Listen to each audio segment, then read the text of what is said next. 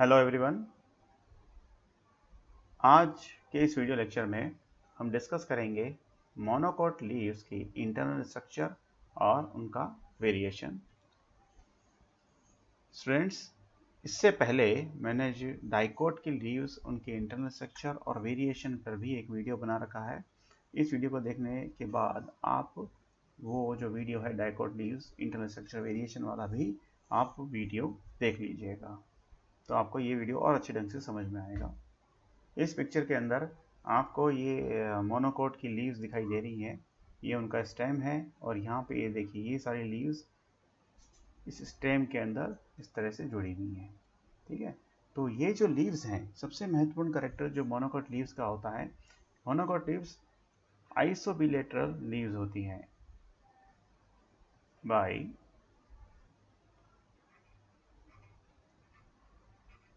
आइसोबाइलेटरल। Iso का मतलब होता है, आप देखते हैं इनका नाम क्या है। आइसो का मतलब होता है इक्वल, बाय का मतलब टू, और लेटरल का मतलब होता है साइड। यानी कि मोनोकोट लीफ की सबसे बड़ी विशेषता होती है, इनके लीव्स जो है वो आइसोबिलेटरल होती है, यानी कि दोनों सरफेसेस जो होती है वो इक्वल होती है। यानी कि इन पर जो सन रेज गिरती है, जैसे मान लो ये लीफ है और यहाँ जो स्टेम है, तो लीफ पर गिरने वाले जो सन रेज गिरती हैं वो इस सरफेस पर, और यहाँ जो सरफेस आपको दिखाई दे रही है, देखिए इन दोनों सरफेस पर सन जो लाइट है वो सनरेज गिरती हैं और दोनों तरफ से ही इक्वली फोटोसिंथेसिस होता है। डाइकोट के अंदर हम बात करते हैं तो डाइकोट की जो लीव्स हैं वो इससे एकदम डिफरेंट होती है। डाइकोट की लीव्स डॉर्सी वेंट्रल होती हैं। तो यहाँ पर मोनोकोट का सबसे पहला करेक्टर क्या होता है, आइसोबिलेटरल लीव्स होती हैं। यहाँ देखिए आइसोबिलेटरल लीव्स यहाँ आपको दिखाई दीजिएगा। अब हम इसके दूसरे करेक्टर की तरफ बात करते हैं। दूसरा जो इम्पोर्टेंट कैरेक्टर है वो इनके अंदर जो वेनेशन पाया जाता है, जो वेस्कुलर बंडल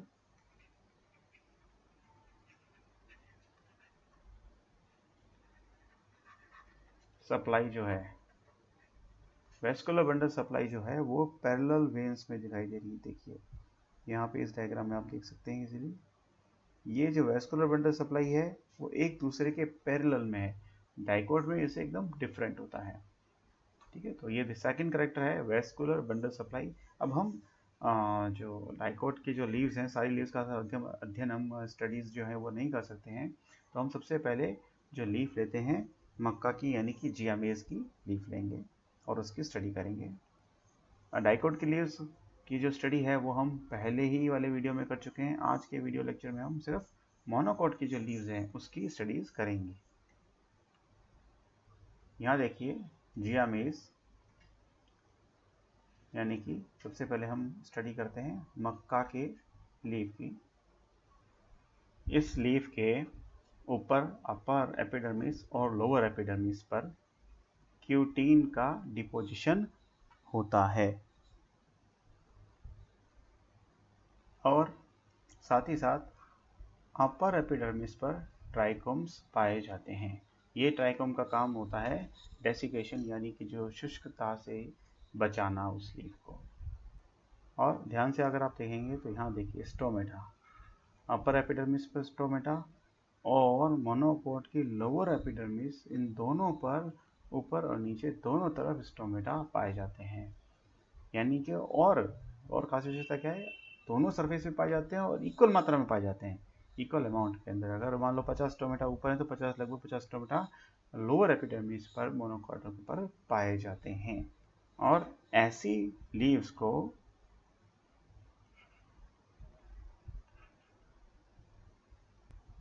एम्फीस्टोमेटिक टाइप की ऐसी लीव्स कहलाती हैं।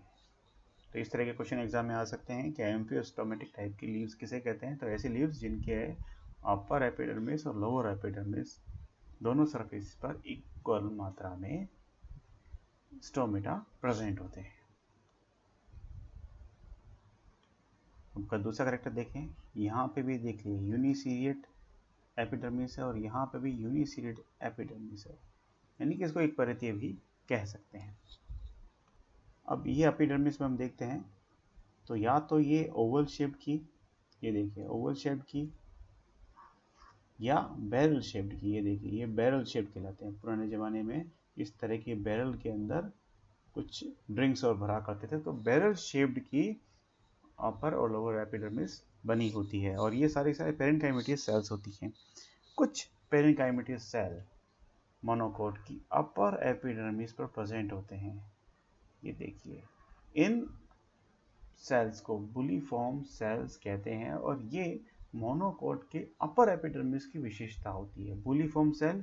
और दूसरा इसका नाम है मोटर सेल। ध्यान रखिएगा, ये एग्जाम में पूछा जाता है कि बुलिफॉर्म सेल्स क्या है, इसका दूसरा नाम क्या है, और ये कौन से प्लांट्स में पाई जाती है और किस सरफेस पर पाई जाती है। इन बुलिफॉर्म सेल्स का जो काम है वो ड्राई वेदर के अंदर इस लीफ को रोल करना होता है, rolling off leaves in dry weather condition.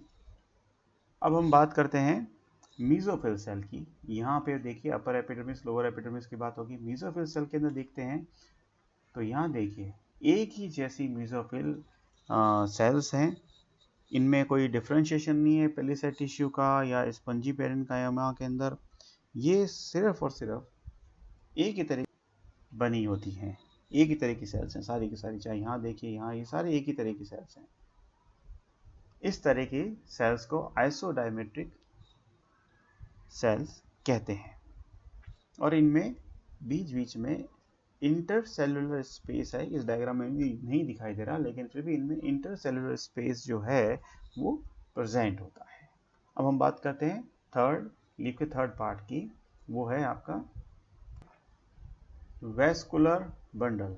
ये किसी भी लीफ का सबसे थर्ड पार्ट या सबसे बीच। वेस्कुलर बंडल जो है मोनोकोट के अंदर, वो देखिए कोजॉइन,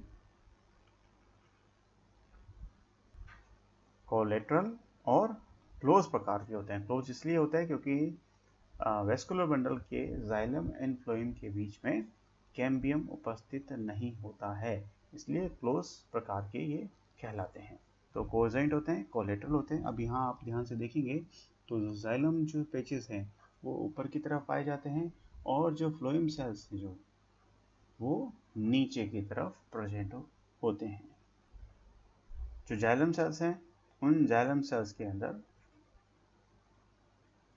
ट्रैकेट्स, वेसल्स और जाइलम पेरेन्काइमा प्रेजेंट होता है, जबकि फ्लोएम जो एलिमेंट्स हैं उनमें सीव ट्यूब्स, कंपेनियन सेल्स और फ्लोएम पेरेन्काइमा प्रेजेंट होता है।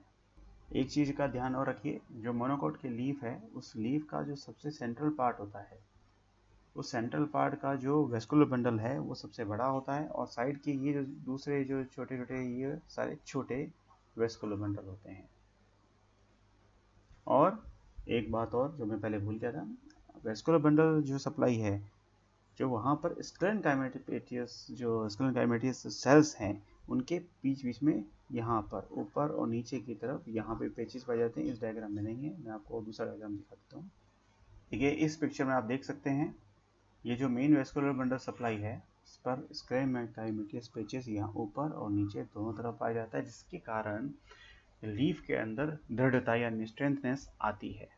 एक पिक्चर आपको और दिखाता हूँ, ये देखिए ये दूसरा पिक्चर है, इसमें आप ये देखते हैं स्क्लेरेनकाइमेटियस पेचेस ऊपर अपर एपिडर्मिस पर, और यहाँ देखिए यहाँ इन जगह पर पेचेस प्रेजेंट हैं। इनके कारण क्या होता है, ये जो लीव्स हैं जियामीज की उसके अंदर दृढ़ता आएगी। इसके पश्चात अभी हम डिस्कस करते हैं बेम्बू लीफ का। ये आपके सामने बेम्बू की लीफ की सेक्शन कटिंग है, आप इसको देखिए।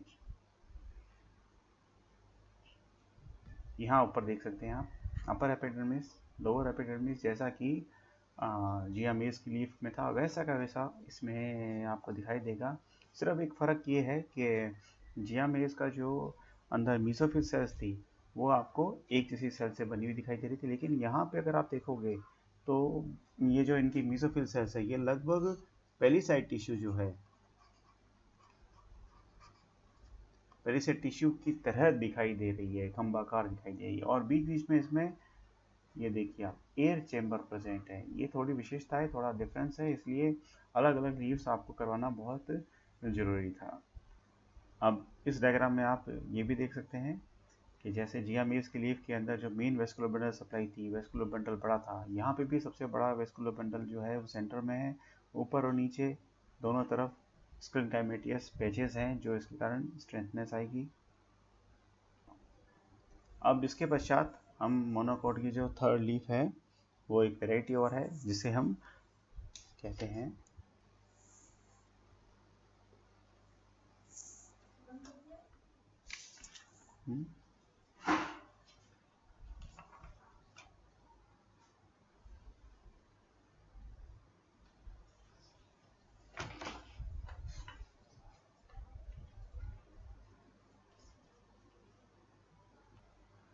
अगर आपको इस वीडियो में अगर कोई दिक्कत है तो नीचे कमेंट बॉक्स में आप लिख सकते हैं।